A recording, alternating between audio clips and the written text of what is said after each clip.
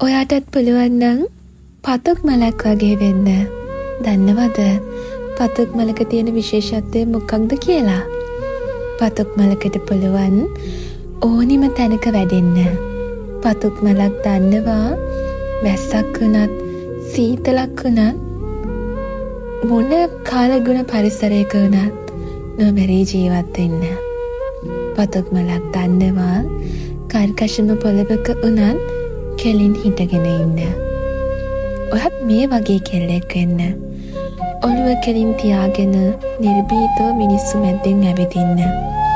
අතේ සත පහක් නැති වෙලාවක වුණත් ඔයාගේ අභිමානය වෙනුවෙන් පෙනී ඉන්න. ජීවිතයට කුණාටු වෙන හැම මොහොතකම ශක්තිමත්ව දරාගෙන ඉන්න. ඔයාගේ හීන වෙනුවෙන් ලෝකේ එහා කනටුනත් තනියම යන්න. ලෝකෙ හැමදාම ඔයාට සතුට විතරක්ම දෙන්නේ නෑ. ඔයා යන ගමන් මාර්ගය එළිය කරලා ලස්සනට හදාගන්න ඕනි ඔයාමයි. එතකොට ඔයාට පුළුවන් ජීවිතේ